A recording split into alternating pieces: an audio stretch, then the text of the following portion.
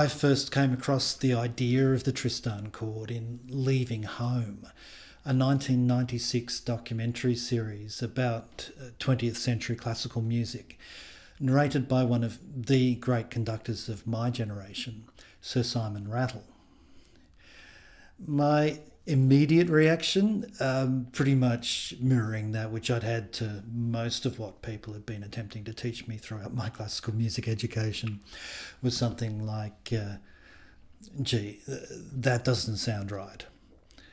The theory itself, of course, is very well known, but because Sir Simon's description of it so neatly summarises all the aspects and implications thereof, I'd very much like now to read you his words.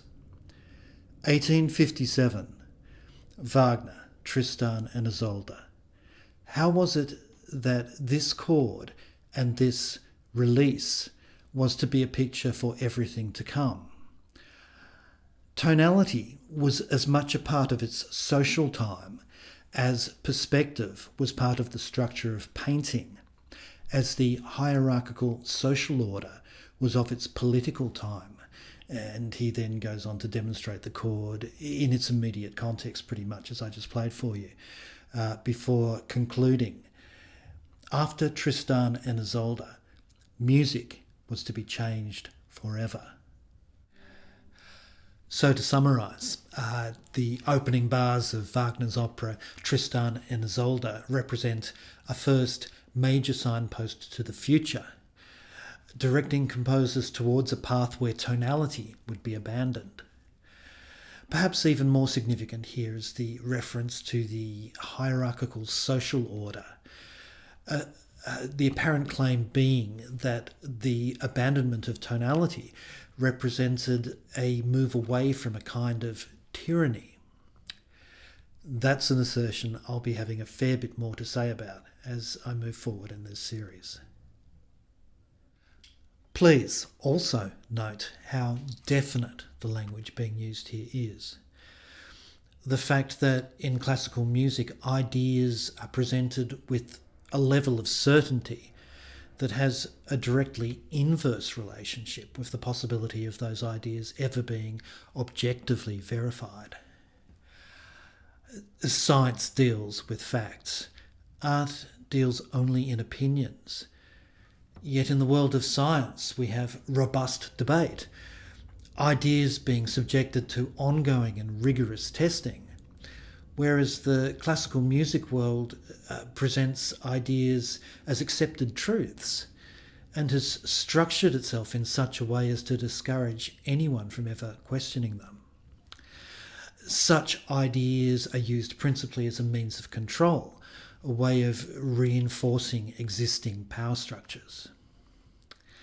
It is perhaps less important for us to be discussing the veracity or otherwise of the Tristan Chord idea than it is for us to try to discover why it is that such claims are made in the first place.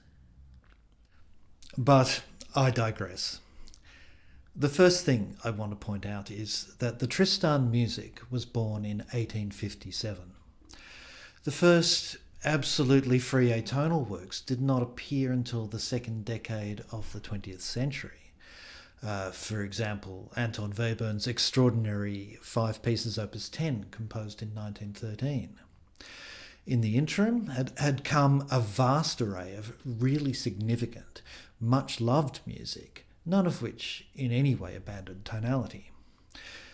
Examples might include Verdi's Aida in 1871, Brahms' Fourth Symphony, 1884, Dvorak's New World, 1893, Puccini La Bohème, 1896, Elgar, Enigma Variations, 1899, in the same year, Debussy's Nocturnes, Mahler's Fifth Symphony, 1902. Let's not waste any more time here.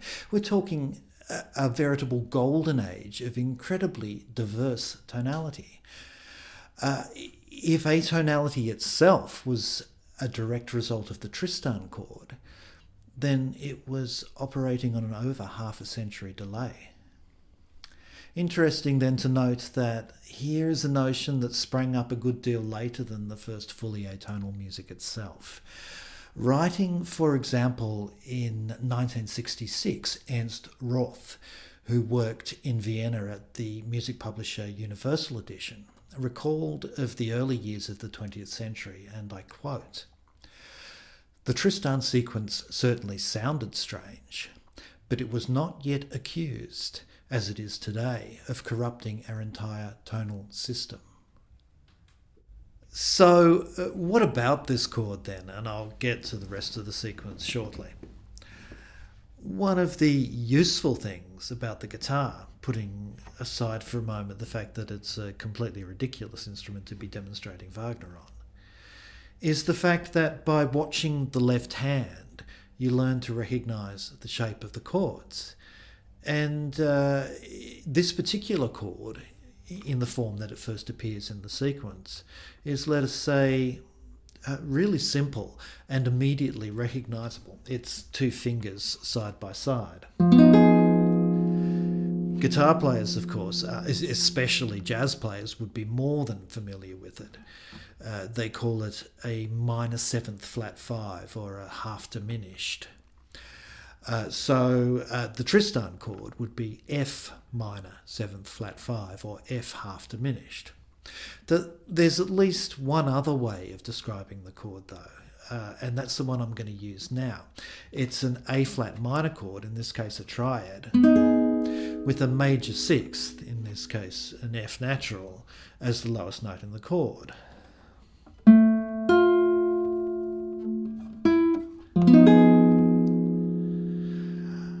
You can see what adding the F does to the A-flat minor chord. Here's an A-flat minor chord in the root position and with the F on the bottom. The sequence breaks down into 3 sections, each commencing on a note an octave below that which the previous section ended on.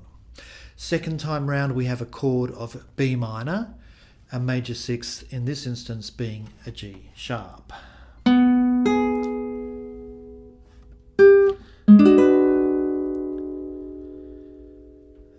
Now, third time round, we have the same basic harmony, a chord in this instance of F minor, but this time our major 6, the D natural, will be on the top of the chord rather than as the lowest note.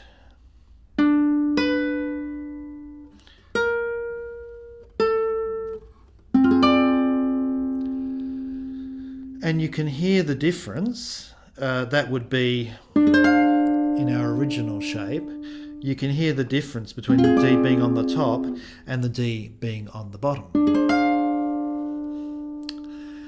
These notes are somewhat inconveniently placed. I really don't know why someone doesn't invent a guitar that cuts away this part of the body, giving us access to some of these higher notes. Nah, it'll never catch on. So, I mentioned before, this may not be such an unusual chord. I could have chosen countless examples of this, but in the end I settled on just 4. Starting somewhat startlingly with this.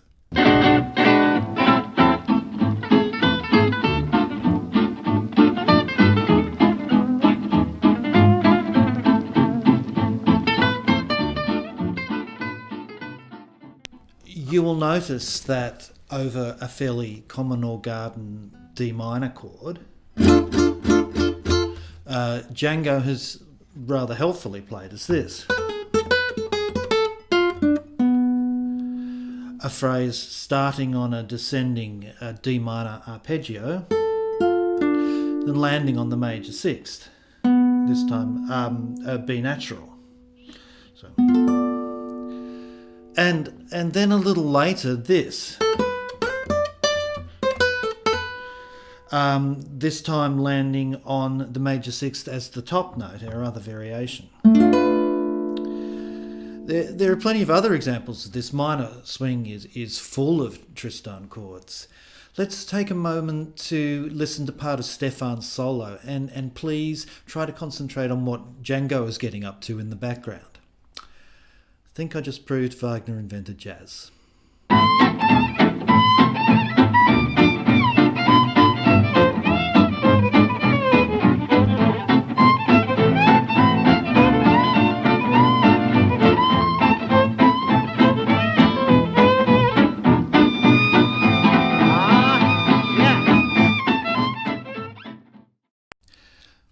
that's jazz taken care of, but what about in other classical music? Might this chord be perhaps useful to Russian composers wanting to sound Spanish?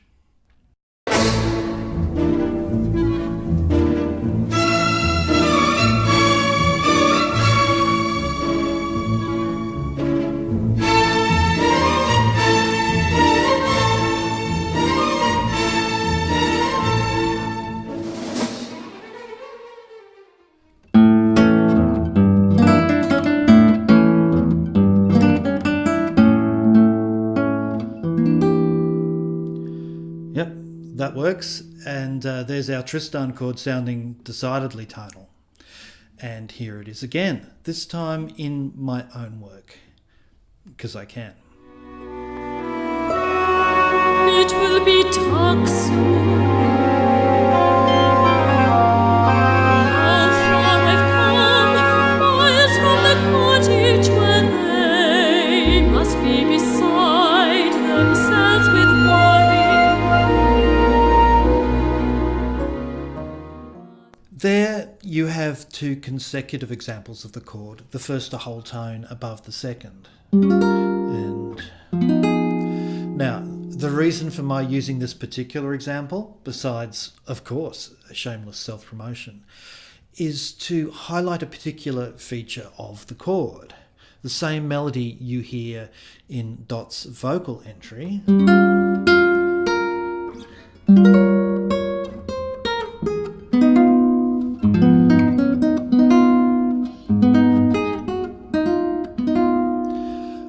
appears earlier in the prelude to the opera with a very different accompaniment.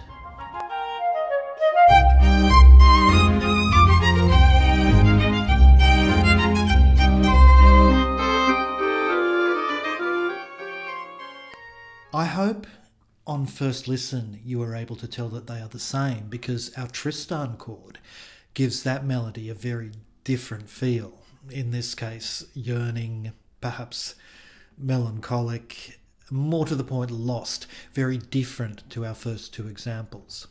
This chord is indeed two things, very useful and extraordinarily versatile. So our final example takes us back to Wagner himself.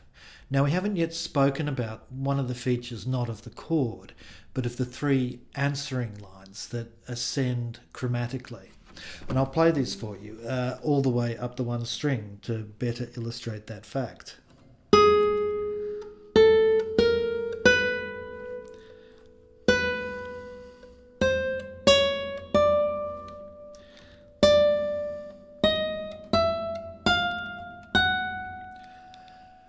It's hard not to think that at this particular stage of his creative journey, Wagner had become fascinated by the expressive possibilities of chromatic lines.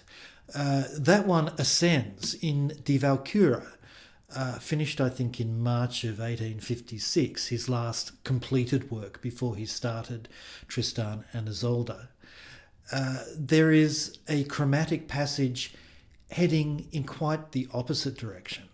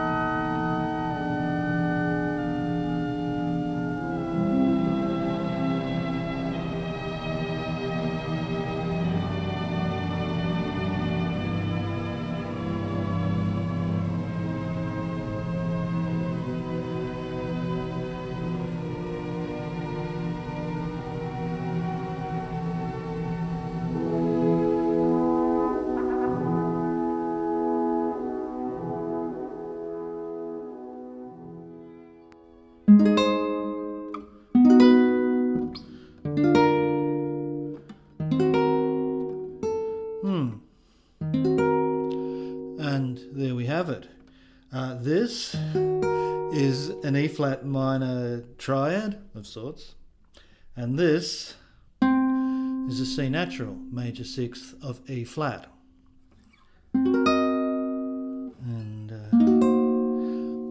Tristan chord. Now, if you play just that chord and the one that follows, especially if you leave out this passing note, so does sound slightly odd, as if those chords don't really relate to each other musically. But in context, the whole is this miracle of seamless tonality, because context in music matters always.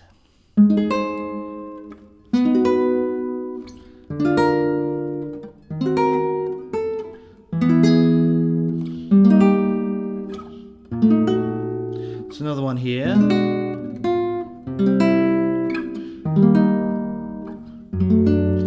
And here.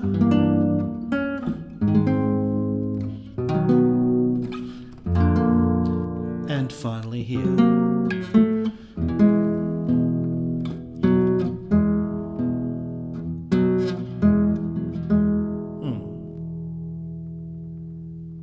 The key point here being that if there is a musical difference between Wagner's use of this chord in either the ascending Tristan sequence or the descending one from Die Walküre, it is because of the differing mood, the very different emotional and dramatic effect he is seeking to convey through this music.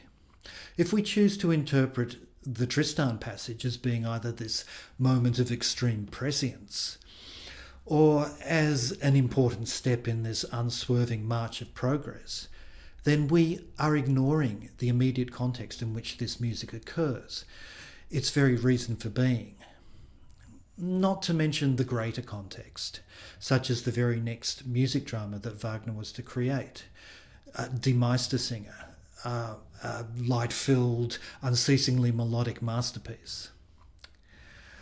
Context such as the ever-increasing diversity of his creative output from Tristan on. This passage from his last, possibly greatest work, appears to look forward to the musical spectaculars of Hollywood's golden age. Indeed, he wrote on the sketch for this theme, dated February 9, 1876, the words Amerikanisch sein wollend, wanting to be American.